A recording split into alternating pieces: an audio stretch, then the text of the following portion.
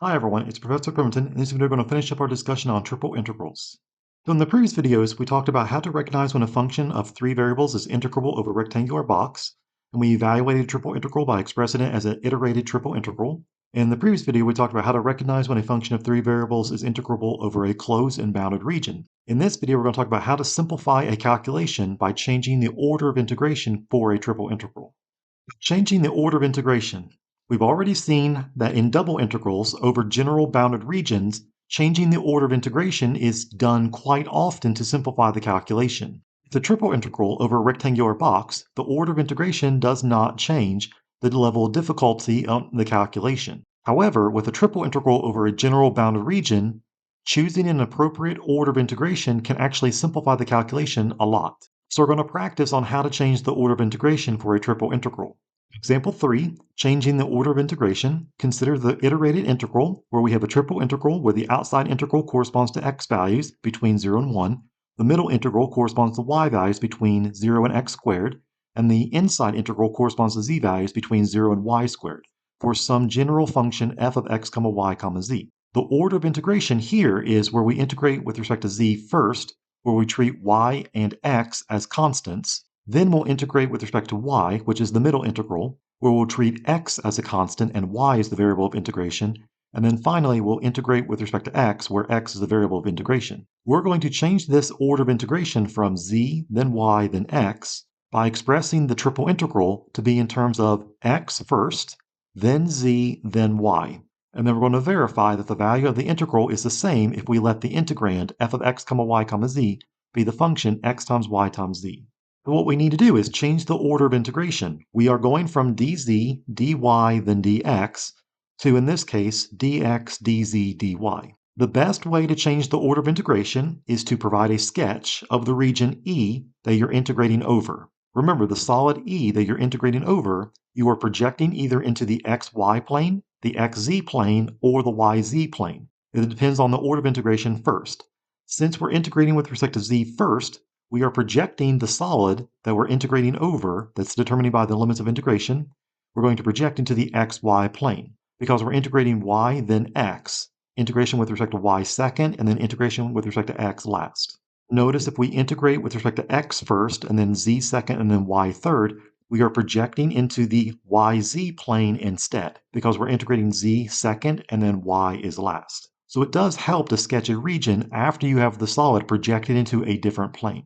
So let's start with the original triple integral, which was 0 to 1 for the x values, 0 to x squared for the y values, and 0 to y squared was the z values, for some general function f of x, y, z. It does help to label the limits of integration. You have x equals 0 to x equals 1 for the outside integral, y equals 0 to y equals x squared for the middle integral, and then the inside integral will correspond to z values, that's z equals 0 to z equals y squared. Remember the hierarchy for the triple integrals. The inside integral corresponds to surfaces, the middle integral corresponds to curves, and the outside integral corresponds to numerical values. The region D sub 1 that we're going to project into, which is in the xy plane, it consists of points x, y, where the x values go between 0 and 1, and the y values are between 0 and x squared. Notice that this represents the same region as x, y's, where y values are between 0 and 1, and the x values are between square root of y and 1. You can see this with a sketch of the region in the xy plane. So the xy plane, which is represented when z equals 0, outside two integrals correspond to the region. The y values are between y equals 0 and y equals x squared. Your upper curve is y equals x squared. That's the parabola, y equals x squared. The lower curve is y equals 0, which is the x-axis. And then your x values are on the outside. That corresponds to the x-axis between 0 and 1. So the region that you're integrating over is this region below the parabola, y equals x squared, above the x-axis, and then between x equals 0 and x equals 1.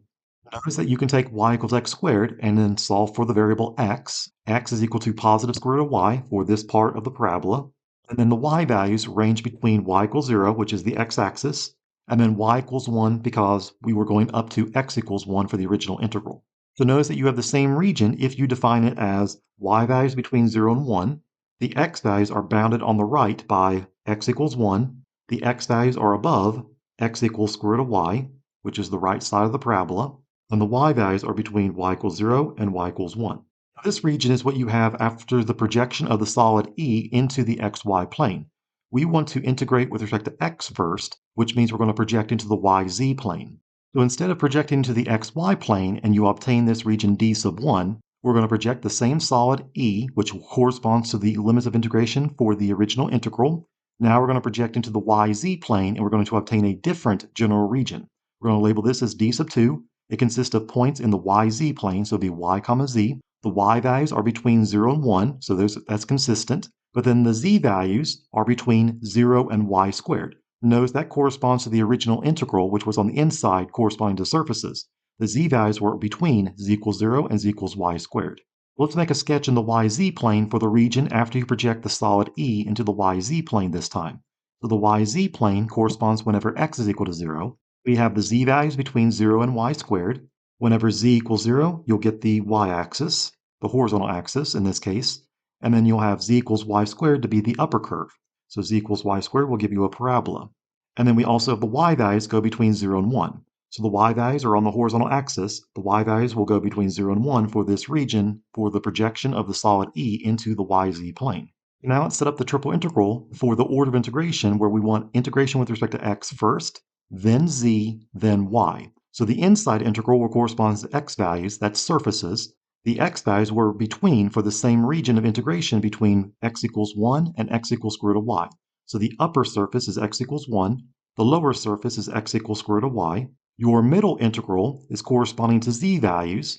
So your z values were between z equals 0, which was the y-axis, and then z equals y squared, which was the parabola in the yz plane. And then the outside integral corresponds to the y values. The y values were between 0 and 1 on the y-axis for this region after the projection of the solid into the yz plane. And so this is the same triple integral f of x comma y comma z, but now the order of integration has been changed from z, then y, then x, to now be in the order of x, then integration with respect to z, and then y last. The limits of integration may not be necessarily the same values. It depends on the limits of integration corresponding to the region after you project the solid into a plane, and also the surfaces that the solid lies between. So the final thing about the problem was to verify that the value of the triple integral that we started with, and this triple integral where we reverse the order of integration, will give you the same value whenever the function f of x comma y comma z, the integrand, is the function x times y times z. So let's check. If you have the triple integral from x equals 0 to x equals 1, y equals 0 to y equals x squared, z equals 0 to z equals y squared, where the function f of x comma y comma z is now going to be replaced with x times y times z, we're integrating with respect to z first, then y, then x last. Let's see what the value of this triple integral results in. You integrate with respect to z first, so you treat x and y as constants. The antiderivative is x times y times 1/2 z squared. Evaluate the antiderivative at the upper limit of integration, which is z equals y squared, and then also evaluate the lower limit of integration, which was z equals 0. When you substitute in the upper limit of integration, you'll have x times y times 1/2 y squared squared, and then subtract x times y times 1/2 times 0 squared whenever you substitute in z equals 0, and then keep the outside two integrals the same. The outside integral corresponds to x values, which was 0 to 1, and the y values correspond to the inside integral now, which was y equals 0 to y equals x squared. Simplify the integrand as much as you can before you integrate with respect to y. So you'll have x times y times 1/2 times y to the 4th. That will simplify to become 1/2 x times y to the 5th. And now we're ready to integrate with respect to y. So now treat y as a variable of integration and x as a constant. The antiderivative of 1/2 x y to the 5th with respect to y will give you 1/2 times x times 1/6 y to the 6th, and then evaluate this antiderivative at the upper limit of integration, which was y equals x squared, and then also at the lower limit of integration, which was y equals 0. Keep the outside integral the same, which was x values between 0 and 1, because we still have to integrate with respect to x. Again, simplify the integrand as much as you can. After you substitute in the upper limit of integration, you'll have x times 1/6 times the quantity x squared, all raised to the 6th, and then subtract x times 1/6 times 0 to the 6th power. Well, that will give you 1/2 times 1/6, integral from 0 to 1, and then you'll have x times x squared raised to the 6th power. Well, that will be x to the 13th power, so you have 1/12 on the outside of the integral from 0 to 1, and then the integrand just simplifies to be x to the 13th. So the antiderivative of x to the 13th power is 1 divided by 14, x to the 14th power, and then you still have 1/12 as well. So 1/12 times 1 divided by 14, x to the 14th power, evaluate the antiderivative at x equals 1, which was the upper limit of integration, and then also at x equals 0, the lower limit of integration. And when you do this, 1/12 times 1/14 is 1 divided by 168. And then when you substitute in x equals 1, you'll get 1 to the 14th. Subtract when you substitute in x equals 0, you get 0 to the 14th power. And so 1 divided by 168 times 1 will give you 1 divided by 168. That's the value of the original triple integral whenever the function, the integrand, is x times y times z. Now let's see if we actually get the same value if we change the order of integration to be the one that we found earlier. We had the integral from 0 to 1, which was corresponding to y values, because we changed the integration to be y last. We changed the middle integral to be in terms of z values. Z values went between z equals 0 and z equals y squared. And then the inside integral corresponds to x values, which was between two surfaces, x equals square root of y and then x equals 1. This time the integration is with respect to x first, so x is the variable, y and z are constants. The antiderivative will be 1/2 x squared times yz. Evaluate this antiderivative at the upper limit of integration, which was x equals 1, and then also evaluate at the lower limit of integration, which was x equals square root of y. After you substitute in the upper limit of integration, you'll have 1/2 times 1 squared times yz, and then subtract 1/2 times square root of y squared times yz. Well, that will give you 1/2 on the outside times the quantity, 1 yz minus y squared z, and then you have the outside two integrals stay the same. The y values are corresponding to the outside integral, 0 to 1, and the z's are now on the inside integral, which was 0 to y squared. So you can factor out the 1/2 from both integrals. So you have 1/2 on the outside. Keep the outside integral from 0 to 1, which corresponds to the y values. We integrate with respect to z, so we treat y as a constant. The antiderivative of yz will be 1/2 yz squared, and then the antiderivative of y squared z will be minus 1/2 y squared z squared. Evaluate this antiderivative at the upper limit of integration, z equals y squared, and then also at the lower limit of integration, which was z equals 0. So again, use the fundamental theorem of calculus to substitute in the upper limit of integration first. You'll substitute in z equals y squared. You'll have 1/2 times the integral from 0 to 1, 1/2 times y times z squared, that will be y squared and then squared again, minus 1/2 y squared, and then z squared again becomes y squared in parentheses squared. When you substitute in z equals 0, both terms will just give you 0. Simplify the integrand before you integrate with respect to y. Notice that 1/2 is in common with both terms, so you can factor out another 1/2, so it'll give you 1/4 on the outside of the integral. And then you'll have y to the 5th for the first term, and then you'll have y to the 6th for the second term. So y to the 5th minus y to the 6th is the integrand. You have 1/4 factored out, and you have the integral from 0 to 1. You integrate with respect to y. You'll have 1/4 times the quantity, 1/6 y to the 6th, antiderivative of the first term with respect to y, minus 1/7 y to the 7th is the antiderivative of the second term. Evaluate the antiderivative at the upper limit of integration, y equals 1, and then subtract when you substitute in y equals 0 for the lower limit of integration. When you simplify this expression, you'll get 1 divided by 168. So this proves that for the function f of x comma y comma z, where it equals x times y times z, when we change the limits of integration from x values between 0 and 1, y values between 0 and x squared, and z values between 0 and y squared for this function, it's the same value as if you had 0 to 1 for the y values, 0 to y squared for the z values, and square root of y to 1 for the x values. Try a similar problem, where we want to change the order of integration for a triple integral. Example 4, writing an equivalent triple integral. Here's the region of integration for a triple integral, where we have integration between -1 and 1 corresponding to the outside integral. Those are x values. The middle integral correspond to y values. Y equals x squared to y equals 1. And then the inside integral correspond to z values, which was z equals 0 to z equals 1 minus y. So this figure represents the solid that we're integrating over. Or, since the integrand is equal to 1, we're trying to find out what's the volume of this solid. Rewrite this original integral to be an equivalent iterated triple integral in the specified order of integration. We're going to do each of the remaining 5 orders of integration. 1, we're going to change the order of integration to be y first, then z, then x. So the first variable of integration is with respect to y. We're going to project the solid into the xz plane. We're going to integrate with respect to z second and then x third. So let's find out, what does the region look like after you project this solid into the xz plane? What's the general region after the projection of this solid into the xz plane? So take a look at the figure. This figure is in 3-dimensional space. We're going to project this solid into the xz plane. So we're going to project it into the xz plane. We're going to find out what is the projection of that solid into the xz plane. It's going to look like a parabola. Let's sketch the region in the xz plane now. So in the xz plane, which is where y equals 0, you are going to look at the parabola that opens down. It crosses the z-axis at 1. So your z-axis is the vertical axis. The parabola is going to cross the z-axis at 0, 1. And then the parabola is going to open downward. It's going to pass through the point whenever x is equal to -1, z equals 0. And whenever x equals +1, z equals 0 as well. Because the parabola is shifted up 1. The vertex is at 0, 1 for this parabola.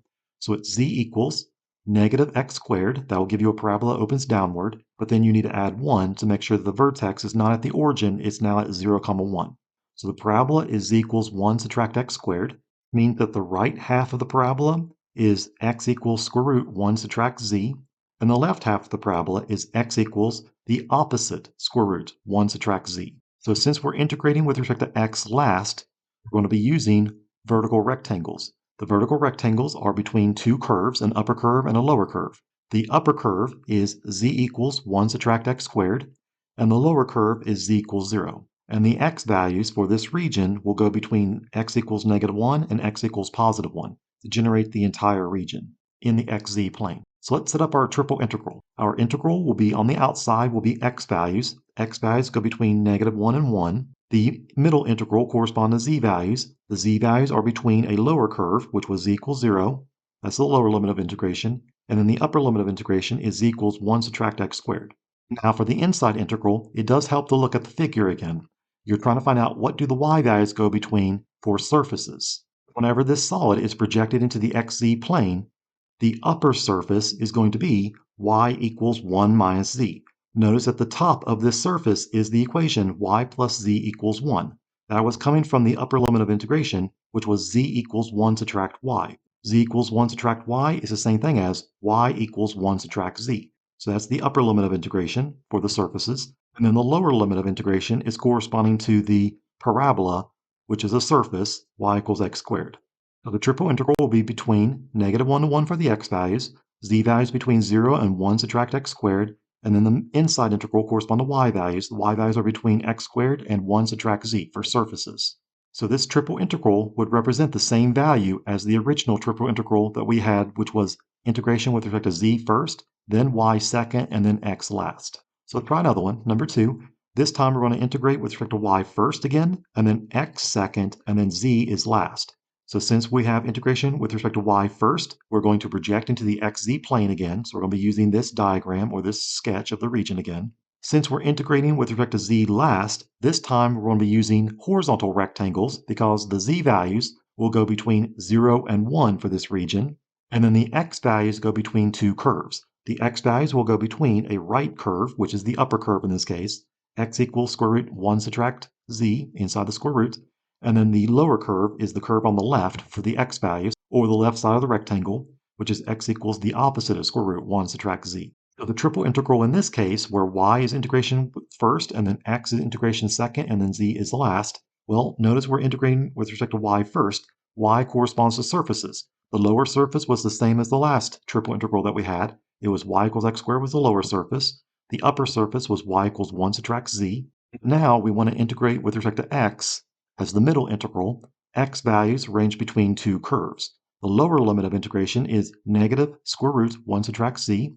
The upper limit of integration for x values is x equals positive square root 1 subtract z. And then the z values is the outside integral. The z values go between z equals 0 and z equals 1. So this triple integral that we came up with in problem number 2 will have the same value as the triple integral that we had in problem 1, or the same value as the original triple integral in the problem.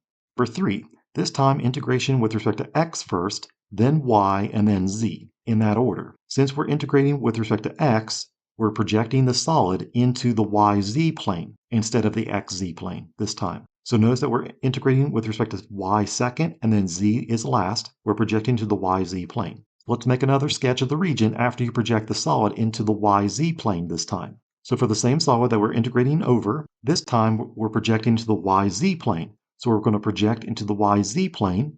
Notice that the upper surface are in terms of x values. The x values will go no larger than x equals positive square root of y, which is this part of the parabola. So it'll be x equals positive square root of y is the upper surface.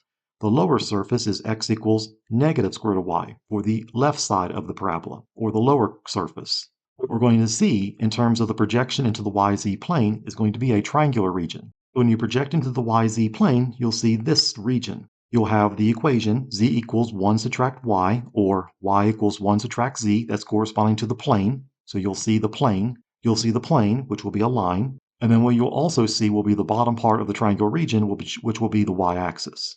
So if we're integrating with respect to z last, we're using horizontal rectangles.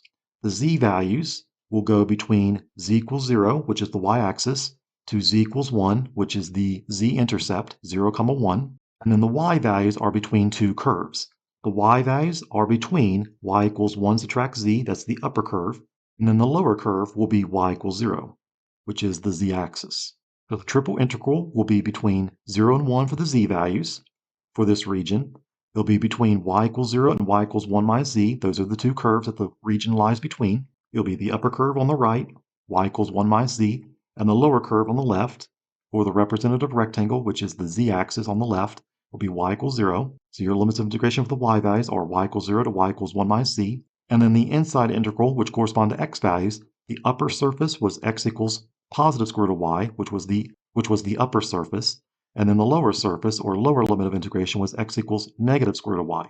And so again, this triple integral, where you have integration with respect to x first, then y second, and then z last, this will have the same value as the triple integrals that we found in problem numbers 2, 1, and also the original integral. They'll all have the same value. Problem number 4, we want to integrate with respect to x first, then z, and then y is last.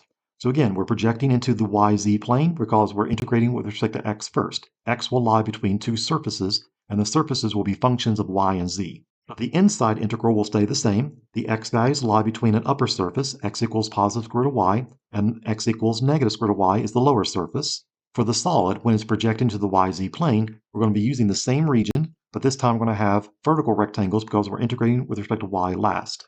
Notice that the y values are on the horizontal axis, so the horizontal axis will go between 0 and 1 for this region, y equals 0 and y equals 1. Your middle integral this time corresponds to z values, so z values go between curves. So your upper curve for a z value is z equals 1 subtract y is your upper curve, and then the lower curve is z equals 0, which is the y-axis. So the triple integral that would represent the same value as the original triple integral would be 0 to 1 for the y values, z values between 0 and 1 minus y, and then the x values between two surfaces, upper surface x equals square root of y, and lower surface x equals negative square root of y. Let's try one more, number 5. This time we want to integrate with respect to z first, then x, and then y. So since we're integrating with respect to z first, we're projecting to the xy plane because the z values lie between two surfaces, and the surfaces will be functions of x and y. And we're integrating with respect to y last, which means we're using horizontal rectangles for this region in the xy plane. Let's use the original integral to help us. Since we're integrating with respect to z first, in this last problem, our z values will go between an upper surface and a lower surface. The upper surface is z equals 1 subtract y, and then the lower surface will be z equals 0. The outside two integrals are coming from the region after you project the solid into the xy plane. So if we project this solid into the xy plane, you'll see a parabola, which will be y equals x squared. You'll see this parabola that goes through the origin, 0, 0 is the vertex.